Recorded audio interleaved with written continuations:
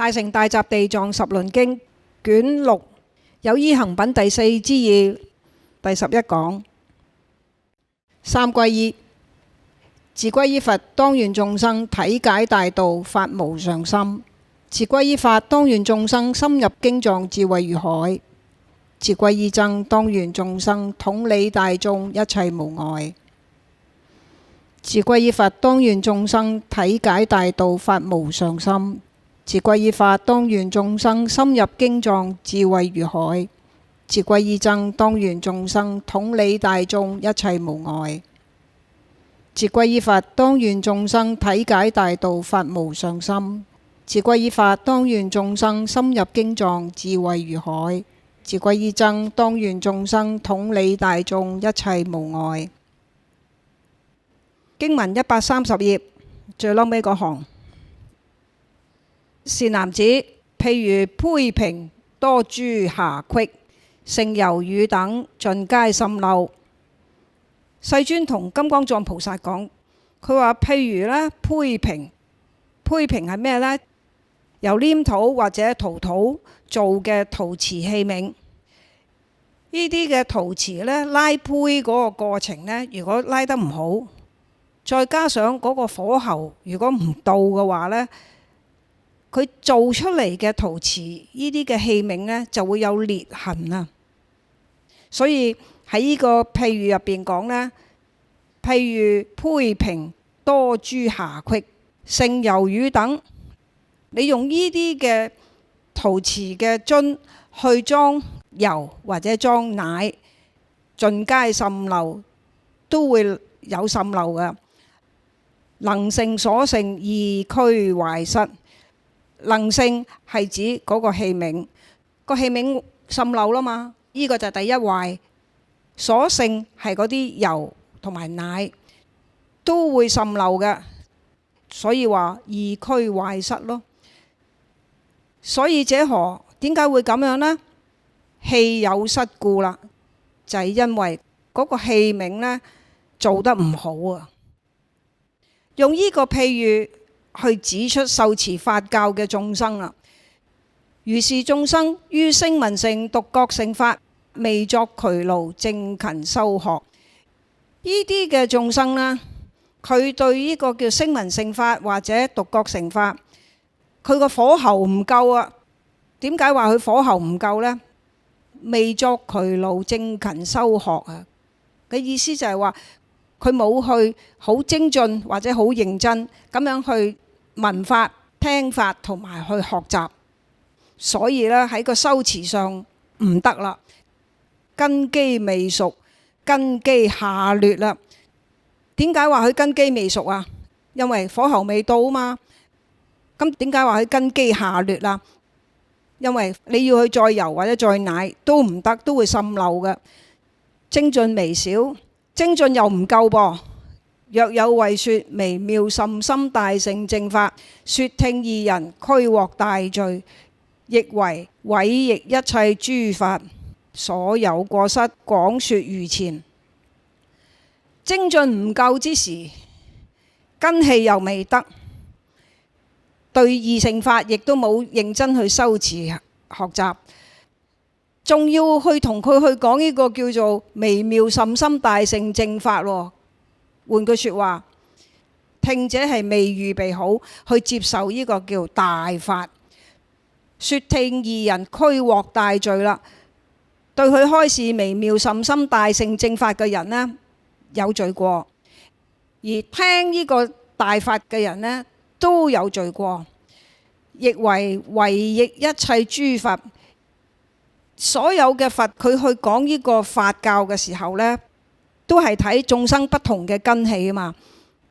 但係佢個根器都未預備好，你就講呢個甚深大法俾佢聽啦。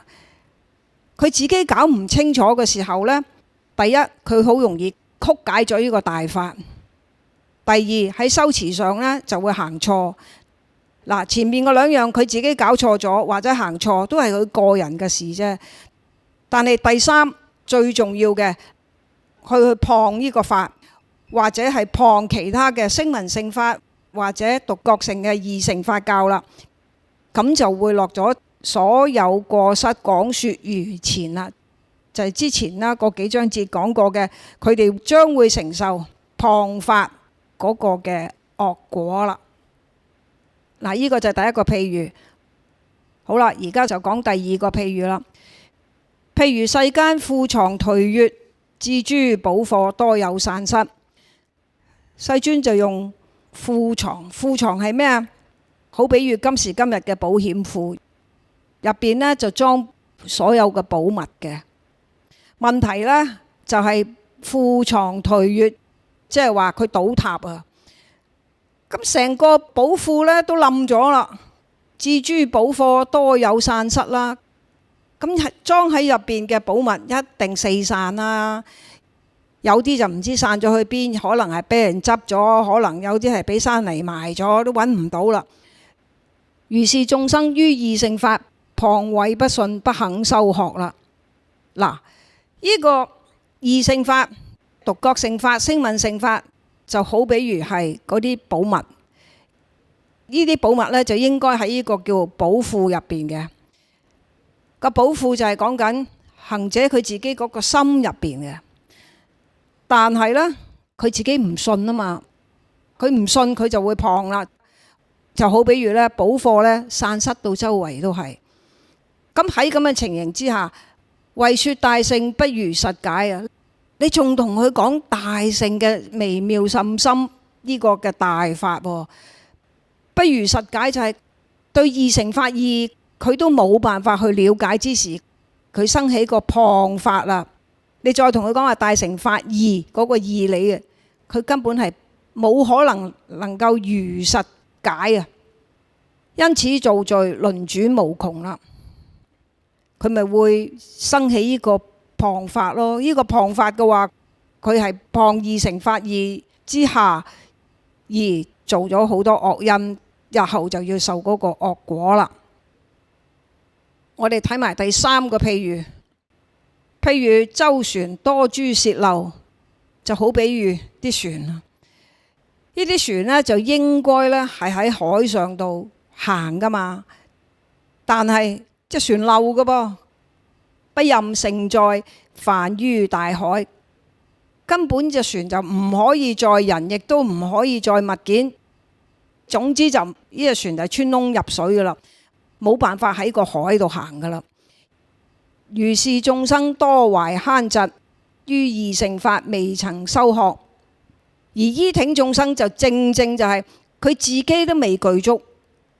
大海嘅意思就係智慧嘅大海，佢本身仲要多懷慳嫉，慳嫉就係話等於佢隻船嘅穿窿啦。於二乘法未曾修學，對二乘法義呢，佢根本呢又冇學習過，但係呢，妄號大乘啦。妄號嘅意思即係大大聲咁樣就同大家講話，佢係修大乘嘅。實懷斷見，斷見就係喺邪見入邊嘅當中嘅一見嘅意思，就係話佢喺世間法嘅價值觀上邊呢，佢已經係側埋一邊，甚至乎佢會話人死如燈滅噶啦，冇噶啦，係咁樣噶啦，呢個叫斷見。又或者係佢對呢個大乘法義嘅義理，佢根本唔明白嘅，所以呢，佢會用咗一個錯誤嘅知見呢去理解呢嗰個義理。譬如乜嘢？佢話空性，空性即係咩都係冇噶啦，空噶嘛。嗱，呢隻就係斷見，亦都係邪見啦。驕慢諂曲，成洩漏身啊，不堪憑入一切智海。但係佢自己又驕傲又傲慢，對事情又唔明白，又唔肯去謙虛地去學習。成洩漏身就好比如呢嗰隻船穿窿嘅船，冇辦法啦，可以入到呢個叫智慧大海啦，唔得啦。再嚟一個譬喻啦，譬如有人其目盲瞽，不堪呈示種種珍寶。如是眾生驕慢放逸，執着空見，不學二乘，盲無慧目，不任顯示無上大乘功德珍寶啦。呢個譬喻呢，就係講緊嗰個人嗰對眼呢睇唔到嘢，睇唔到嘅話，你就算喺佢眼前顯示什麼珍寶俾佢睇都好咧，佢都睇唔到啦。用呢個譬喻去講一啲人咧，驕慢放逸。驕慢放逸嘅意思就係佢自己又驕傲又傲慢，放逸就係佢唔肯努力認真定去學習，佢淨係執着一個叫做空見，因為佢喺大乘法義入邊，佢聽過空見啊嘛，咁佢咪執住一個見咯。不學二乘，拒絕去學獨覺乘或者聲聞乘嘅，盲無慧目啦。嗱，依挺人呢，就好比如眼盲咗嘅人，縱使你去講呢個嘅大乘法義俾佢聽都好啦，不任顯示無上大乘功德珍寶啊，佢係冇辦法聽得明嗰個法義嘅。再落嚟啦，譬如有人其身臭穢，雖以種種上妙香塗，而竟不能令身香潔。攞一個譬如就係呢個人個身呢，好臭污糟，就算佢攞種種上妙香塗啊，用種種嘅香去遮蓋佢身上嗰種臭同埋污穢啦，而竟不能令身香潔，都冇辦法令嗰個叫臭咧可以除去，冇辦法令個污糟咧回復咧清潔。點解呢？如是眾生愚痴驕慢，又係呢個驕慢，不過而家仲加多個就叫愚蠢之時，仲加個痴，痴就係各種嘅邪見。於二乘法不樂勤修，對獨覺乘法、聲聞乘法呢，佢唔肯咧努力學習，亦都唔會去修持。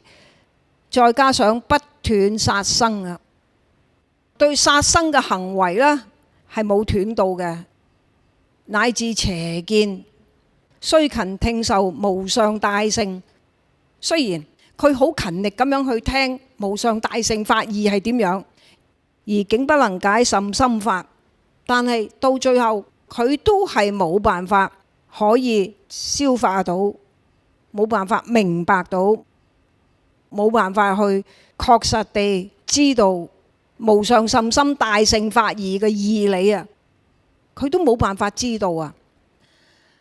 嗰個嘅殺生啊、邪見啊，就好比如呢，佢個身呢又臭又污糟，再加上佢嘅愚痴驕慢呢，你用咩嘅方法想試圖去遮蓋佢自己嗰種嘅愚痴驕慢都好呢，但係佢嗰個不斷殺生啦，同埋不斷嘅邪見呢，係成為咗佢自己去接受呢個大法嘅障礙啦。講到呢度呢，我要提翻大家，而家所講嘅呢5個譬喻呢，全部都係世尊去回答金剛藏菩薩嘅問題嘅。因為之前金剛藏菩薩係問佛，點解要同眾生去講二乘法要啊？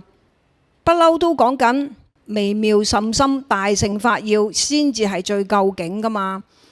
點解今日世尊你講嘅係三乘法義都咁重要呢？所以呢，世尊呢，佢而家係講呢個譬喻，點解唔可以對一啲人馬上講微妙甚深大乘嘅法義俾一啲人聽？如果依挺人呢，佢係喺呢5個譬喻入邊呢，你就算講咗俾佢聽都係冇用噶。第一，佢冇辦法可以受持得到，佢自生障礙啊嘛。第二，不單止佢自生障礙，冇辦法去了解到明白呢個大乘法義，佢對個二乘法呢，佢不單止係未學習過，甚至乎呢，佢都唔識，佢仲要生起嗰個謗法。換句説話，佢咪做緊苦因咯。個苦果呢，好快自己要受翻噶啦。好啦，睇第6個譬喻啦。譬如石田雖植好種，石田係咩意思呢？就係嗰塊田呢，就應該係一啲有養分嘅泥土，但係呢個石田呢，全部都係啲沙沙石石。對呢啲沙沙石石嘅田呢，你去落一粒好嘅種子啊，勤加營耨，勤加營耨就係不斷咁樣去同佢除草灌溉都好啦，終無果實，始終都係唔會咧生出呢個叫做果實出嚟嘅。點解啊？因為石田啊嘛，嗰塊田本來就係沙石一堆，唔係一啲有養分嘅泥土嘅。你擺幾好嘅種子落去又好，你用幾多心機落去同佢除草啊、灌溉都好啦，都唔會長出一個果出嚟嘅。佢用呢個譬喻就係講啦，如是眾生於二乘法驕慢懈怠啦。佢對二乘法驕慢懈怠，不樂勤修，貪求五欲，即係話佢唔會去對二乘法生起一個話勤力去修持嘅想法動機，佢都冇嘅。並且仲要貪求五欲啊！咩叫五欲呢？有啲人解釋就係話世間嘅財色名食睡。但係如果你係真係咧詳細去了解咧，呢五欲咧嗰個包含咧就唔係咁窄啊。點解咁講呢？五欲係嚟自我哋嘅眼睛所見到一切嘅物質世界而生起嘅一切嘅慾愛渴求，或者由音聲上邊嘅聽到啦。因為你聽到呢個音聲而生起各種嘅，哎呀好聽啊，渴愛或者係欲求。再嚟嘅呢，由香味導致生起各種嘅欲愛或者渴求。由味道，食嘅味道啊，大家認為好味嘅東西而不斷做咗嗰個殺業咯。再嚟嘅色聲香味觸，第五樣嘢就係身體嘅覺受，追求身體嘅種種嘅覺受嘅時候呢，可能係包括邪淫，或者係包括其他讓自己身體呢可以餵養到啦，令身體得到嗰個滿足啊、快感啊等等嘅呢啲嘅慾愛或者欲求，呢種都為之五欲。咁而家講緊話呢挺人呢，佢對嗰個二乘法呢，佢驕慢懈怠，咁即係話本身就係已經有問題在先噶啦，仲要呢不樂勤修啊，佢唔肯修二乘法，貪求五欲，曾無厭倦啊。對呢個聲色犬馬所追求嘅，或者對呢個叫色聲香味觸所感知到而引起各種嘅慾望呢，曾無厭倦啊，未曾厭倦過。咁即係話佢係樂此不疲嘅。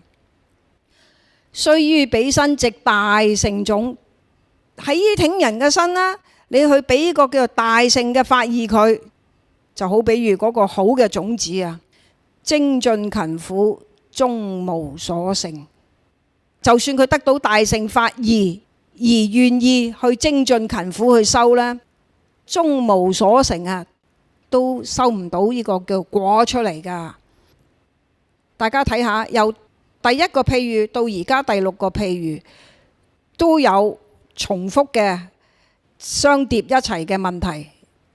第一就係謗二乘法，第二嘅就係驕慢懈怠，第三就係佢哋都有着同樣想學大乘法嗰個心，但係呢，因為有前邊嗰兩個嘅障礙之下呢，單係呢個第三話，我想學大乘法啦，都冇辦法。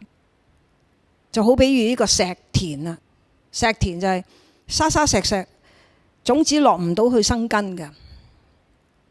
所以大家聽到呢度為止呢，就即刻要檢討下自己咯。喂，千祈唔好係喺六個譬喻入邊喎。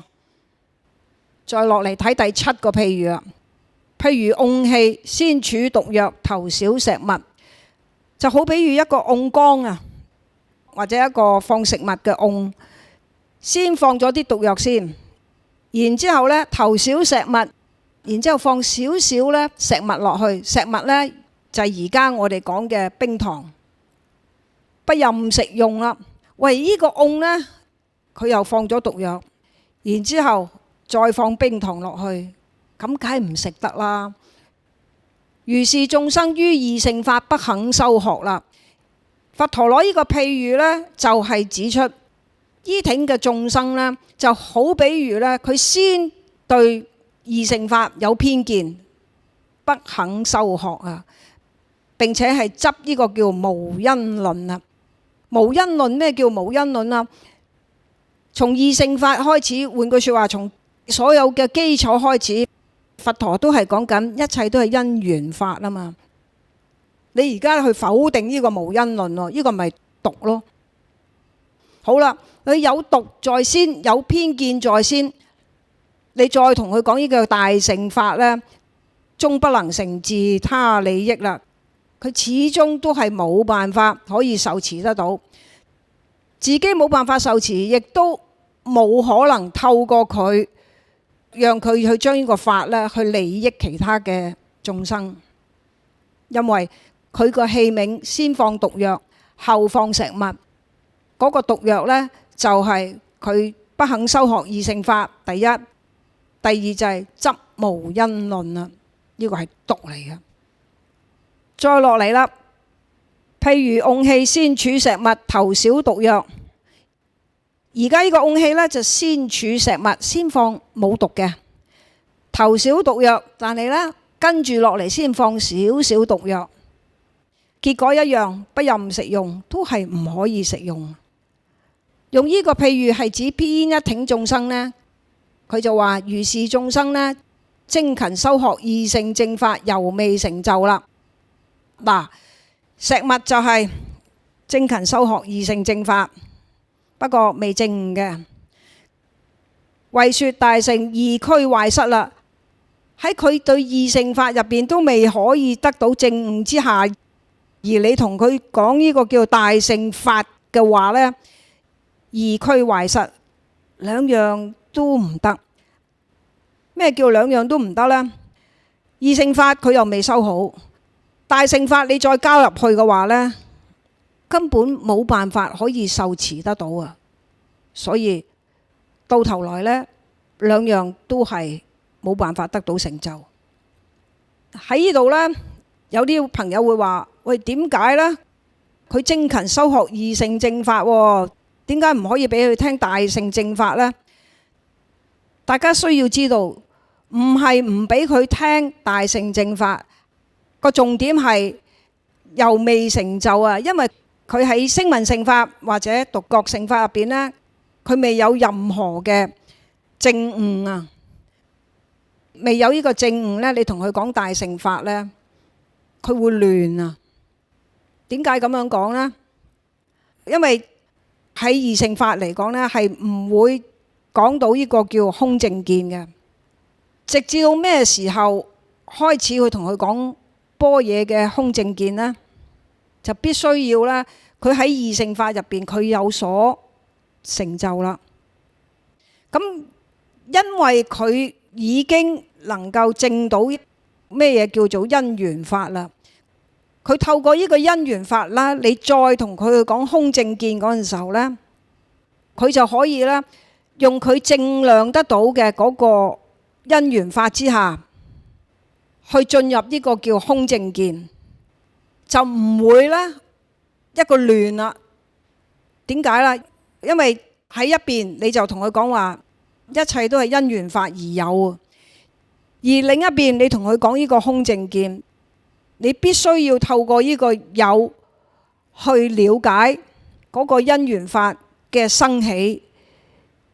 對一個未成就到二乘法嘅人呢，佢單純地去用邏輯思維去理解嘅話呢，難免呢會生起好多嘅亂象，或者佢修行道上呢，佢無所適從啊。所以呢，世尊會用呢個譬如話，呢個甕呢之前係放石蜜，即係話依挺眾生呢，佢係精勤修學二乘正法嘅，猶未成就啊。但係佢未有任何嘅正量，未有任何嘅正悟。而你為說大乘啦，但係你同佢講緊大乘嘅空正見喎，二俱壞失。如果單憑仲係用個邏輯思維去了解個空正見，用邏輯思維去了解呢個叫做因緣法嘅話呢，呢個人難免佢會無所適從，佢即刻會話咁即係有定冇啊？好容易落咗個斷滅見，或者係斷見，甚至乎呢走埋咗一邊，話一切都係空嘅。咁佢之前所修嘅二乘法義呢，就冇晒啦。但係對呢個大乘法教呢，個空正見呢，其實佢又執埋一邊，係執錯咗嘅。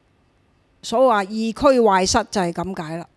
因為兩樣都錯咗，所以點解佛陀喺呢本經入邊呢，係會將個重點放喺三乘法教，就唔係單單係講大乘嘅啫。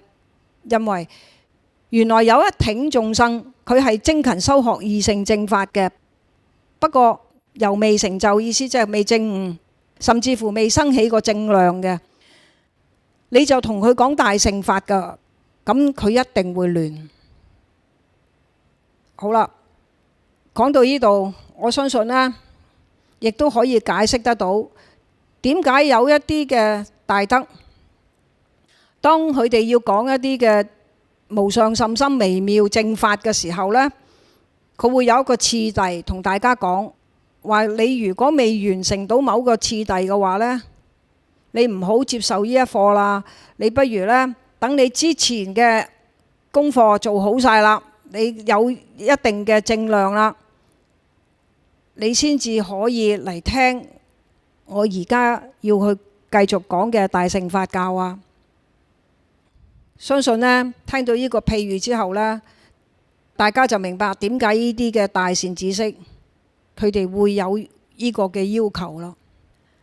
並不是佢哋呢慳吝唔肯將個大乘法教呢去俾所有人一齊接受，而係呢，一去到大乘法義呢，一定會有個次第喺入邊嘅。再落嚟第九個譬喻啦。譬如有人癡狂心亂，為作音樂，不能了知。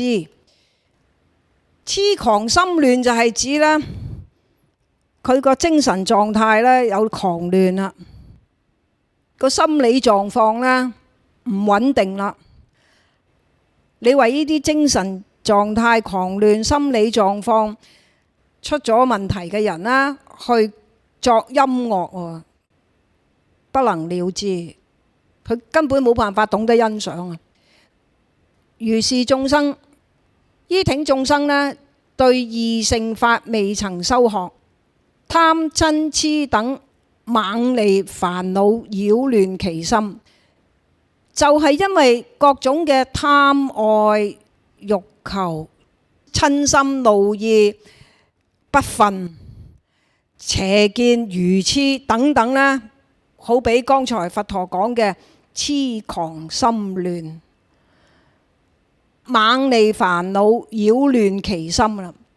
呢啲嘅煩惱一路呢冚住咗佢嗰個心，執着無因及斷滅論啦。咁佢只會執着嗰個有毒嘅無因論，即係話佢淨係執着個無因，否定呢因緣法。同埋斷滅論。咩叫斷滅論呢？人死啊如燈滅啦嘛，一死就係一了百了噶啦。人死咗就咩都冇噶啦，點會有轉世啫？點會有來生啫？呢個就係斷滅論啦。根基未熟啊，呢個根基未熟啊，完全唔可以去同佢一嚟就講大乘法，唔可能噶。雖經多時而不能解，無論你點樣去同佢講都好啦，佢都冇辦法可以聽得明。點解呢？因為佢嘅貪瞋癡等猛利啊，仲要呢煩惱擾亂其心啊，就好比呢啲嘅癡狂心亂嘅人一樣。再落嚟啦，第10種譬喻啦。譬如有人不着甲冑，不持刀杖，接入陣中，必遭傷害，受諸苦惱。嗱，依挺人呢，不着甲冑，嗰個身上冇任何嘅保護衣啊，不持刀杖，手上亦都冇攞任何保護自己嘅刀杖，接入陣中就係直接咁樣啦，上戰場啦，必遭傷害，咁一定會受傷啦，受諸苦惱啦。攞呢個譬喻去描述呢一挺人，佢冇任何嘅法作為佢嘅戰衣，冇任何法作為佢保護自己嘅刀杖，你就喺呢個紅塵世間度走動嘅話呢，一定受諸苦惱啊！一定會生起好多嘅大煩惱出嚟㗎。如是眾生於二乘法未曾修學，因為佢喺二乘法教入邊冇學過，智慧狹劣啦。因為佢個智慧開唔到起來。點解智慧開唔到起來啊？因為二乘法教佢都未學過啊嘛，根器未成啊。為說大乘必生妄執啦，佢個根器都未得，二乘法都未學，你就同佢講大乘啦，咁一定會出事噶。妄執就係佢是但執埋一邊，一係就執着嗰個斷，一係就執着嗰個空，又或者執着嗰個叫無因，都係弊噶啦。由此輾轉造惡無窮。點解話佢會造惡呢？就係之前嘅譬喻啦。因為佢自己個喺法嘅修行上嘅知見錯咗嘛，難免佢又會生起嗰個叫做謗法啦。一係就謗二乘法，或者去解說呢個大乘法嗰陣時候呢，佢自己修行又錯咗，自己修行錯時又講俾人聽又係錯嘅。如是痴人不久便當肢體廢缺啦，咁就會為自己招來呢依挺嘅惡果啦。於多日夜結舌不言，想講嘢又講唔到，個肢體呢，就因為佢自己做下咗啲呢個叫謗法嘅因，所以呢，當佢嘅惡果要現前嘅時候呢，得到某一啲嘅病，所以令到呢個身體呢出事啦，喐唔到啦，要講說話又講唔到啦，受諸苦毒，痛切難忍，命終定生無間地獄。喺在生嘅時候就會受諸苦毒啦，痛切難忍啊！佢嗰期嘅生命完咗啦，命終定生無間地獄啊！因為你謗法嗰個果報，你一定要去受嘅，就要落無間地獄。於諸惡趣，喺唔同嘅惡趣、地獄、畜生、鬼道等等啦，輪轉往來啊，就不斷咁啦，喺嗰度呢，喺度玩輪流轉咁樣啊，停唔到落嚟噶啦。應知如前次第廣說啦。前面嗰幾章節呢，講過謗法會招嚟嘅惡果，嗰種惡果係乜嘢呢？之前嗰幾章節已經講咗啦，而家喺度就唔再重複啦。講到呢度呢，總共有10個譬喻。呢個10個譬喻呢，我哋每一個人都應該呢細細思量一下，呢10個譬喻入邊有冇自己份？有嘅快啲懺悔戒除，冇嘅引以為鑑，千祈唔好成為10個譬喻嘅當中任何一個。好啦，今日講到呢度為止吓，我哋回向。以此功德願證佛自性，降伏煩惱怨敵之過患，生老病死洶湧之波濤，願度眾生解脫輪迴海。